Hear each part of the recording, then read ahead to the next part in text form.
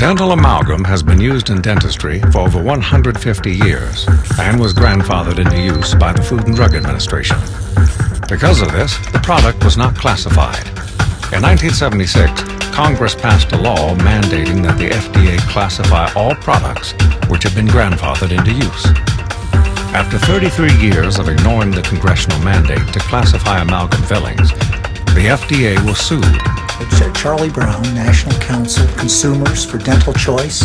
Our mission is to ban the use of mercury-based dental fillings, known incorrectly as silver fillings. We sought a court order to order FDA to classify. Judge Ellen Hovell said that's enough. You go into mediation, you come back here a week from Monday, and you tell me what date you're going to classify amalgam. I said that to FDA.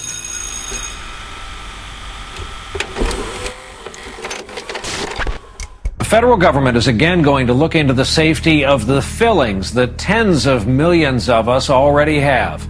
The fillings in question are the silver kind, and the concern here is mercury, which is an ingredient.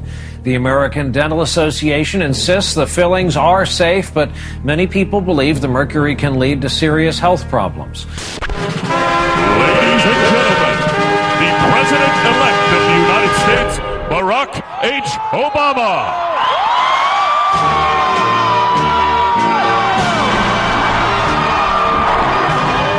I, Barack Hussein Obama, do solemnly swear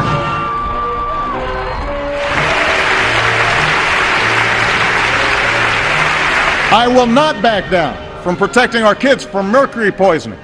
While the FDA was working on the classification, newly elected President Obama had nominated Dr. Margaret Hamburg as commissioner of the FDA. It is a privilege to be here today to discuss my nomination as commissioner of the Food and Drug Administration. To me, this means operating an agency that is accessible and transparent. The FDA must carefully protect scientific integrity as the cornerstone of the regulatory process.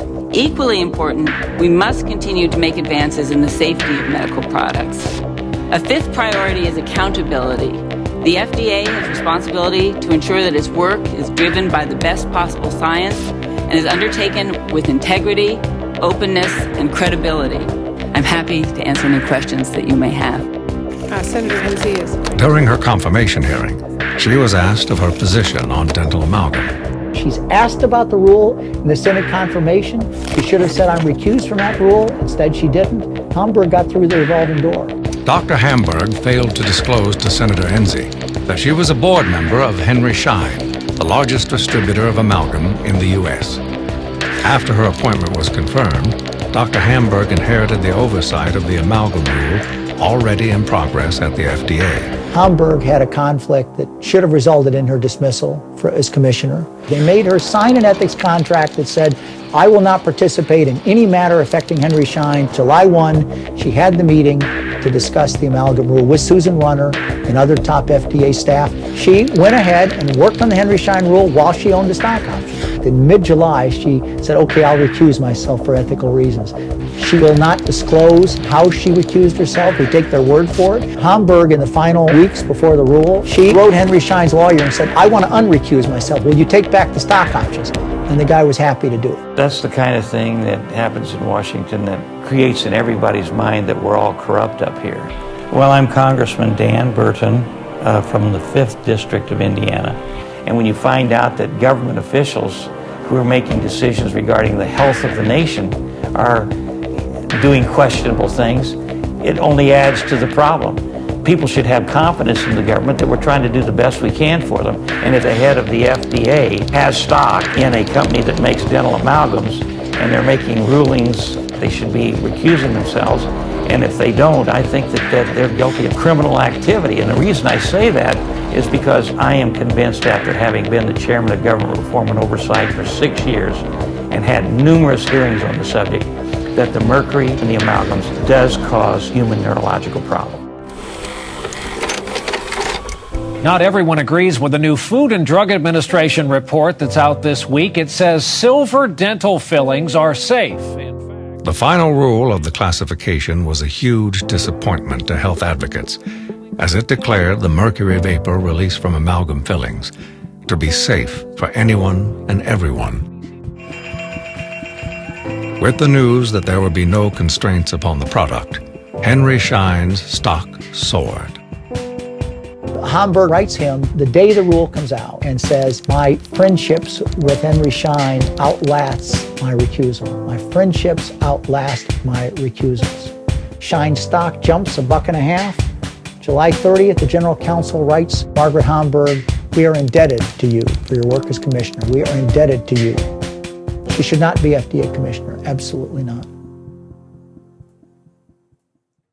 The International Academy of Oral Medicine and Toxicology, a scientific organization made up of dental, medical, and research professionals, immediately started combing through the new rule and found many glaring errors, all in favor of the safety of amalgam. Hi, I'm Jim Love. I am the longtime attorney for the IAONT, the International Academy of Oral Medicine and Toxicology. The petition for reconsideration challenged the FDA final rule on regulatory grounds and scientific grounds. We found 27 propositions of error, and I mean big errors, in the FDA's final rule. And what we found was that in a very biased and unabashed way, FDA had very unfairly attempted to push the reference dose, the actual absorbed dose that is defined as safe, higher, while artificially lowering their assessment of exposure. If you do this thing properly, we can show that subpopulations in this country are actually receiving far more than a legitimate reference dose. You know, the public doesn't know it because the public doesn't keep up with this, but the FDA knows it. We work with it every day. But when it comes to amalgam, somehow that's treated differently. It's a different product. Amalgam somehow gets a free pass. I don't understand it, and I can only assume that it's political influence brought by the ADA that's causing these aberrant results. Because of the issues brought up in the petition for reconsideration, the FDA convened a new dental products panel meeting in December of 2010, specifically to reevaluate the safety of the product. Throughout 2011, the FDA held several town hall meetings across the United States. Professionals and folks all over the country are asking the Food and Drug Administration to protect and inform the public about the potential dangers of silver amalgam fillings. Those include my colleague Stacy Case. Now, we've been following Stacy's personal story for months now, telling you about her diagnosis with multiple sclerosis after a routine dental procedure. And tonight, Stacy is in San Francisco, sharing her story with the federal government. I'm Jeff Shern. I'm the director of FDA's Center for Devices and Radiological Health. I'd like to welcome you to our 6th town hall meeting and make this about what you want to talk about. And that's what's the purpose of this town hall, to ask the questions that are on your mind, and we will try to the best we can answer them. My question is, how is it possible for the FDA to approve a time-release mercury implant that is by far the predominant source of an individual's exposure to mercury? I'd like you to meet another recovered MS victim, Stacy Case, who should not have been poisoned by her fillings except for the dereliction of duty in Washington, D.C. Stacy, tell them your story. Thank you, Dr. Kennedy. My name is Stacy Case. I'm a television journalist of 20 years. I anchor the evening newscast in Nashville, working on consumer and investigative reports. I've covered the White House, Congress, the United Nations, and yes, FDA regulatory hearings, always with impartiality. But today, I stand before you not as an impartial journalist, but as an injured consumer.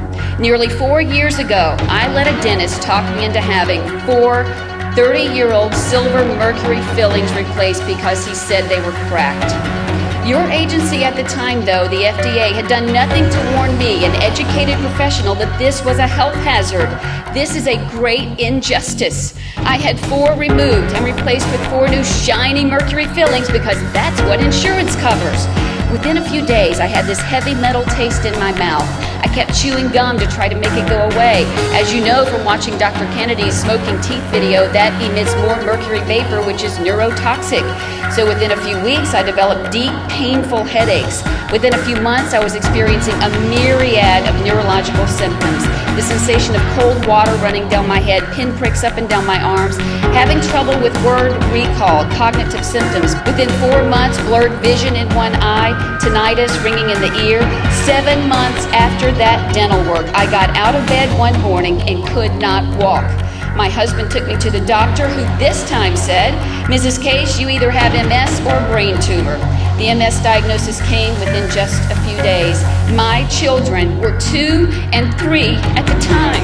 My immediate concern was, will I be caring for them, or will it be the other way around? I now know that I and millions of other Americans are genetically predisposed to autoimmune disease, and these mercury fillings are the trigger in many cases. As I'm in the trenches with this disease, though, the FDA in 2009 ruled amalgam safe for everyone once again, a missed opportunity. Thankfully, my journalistic instincts kicked in. I spent weeks on the phone and online researching MS and its triggers. I read several dozen scientific studies. One such study, 1990, University of Denmark, proved monkeys with mercury dental fillings stored it in their spinal ganglia, pituitary gland, and many other organs. This stuff seeps into the body from the day it is implanted. Then one day you reach the tipping point like I did, and disease sets in. So I decided, after much thought and prayer, to make myself the lab rat. What did I have to lose? I had my fillings removed using the IAOMT guidelines, the only safe method. Within a week, wouldn't you know it, I was 50% better. My body was calming down. I then began IV chelation along with a myriad of vitamins, supplements, minerals, acupuncture, and an anti-inflammatory diet, which is very boring to eat. And by my first year checkup with my neurologist, I was in remission from MS and have been ever since, and am on no MS medications because my neurologist says they aren't necessary. I'm doing too well. I have spent $35,000 out of pocket on this elective dental work and these alternative therapies that I've just described to you to rebuild my body and right this wrong. Your hand-picked scientists in 2006 and 2010 have made you keenly aware of the health risks and the disease causation. Please do not ignore them or injured consumers like me any longer. You really want to help this country get healthcare costs under control? Ban amalgam. You really want to see a cure for many autoimmune diseases? Ban amalgam. You really want to ensure American moms like me can play chase with their children in the yard? Ban amalgam. After 2 decades in the news business, I know the truth, and the truth is silver mercury fillings are causing disease, and they are making people sick, keeping them sick, so help me God. Use your power and position for good, Dr. Shuren. Leave a legacy. Please right this wrong. My website is www.mercurymom.com. Thank you.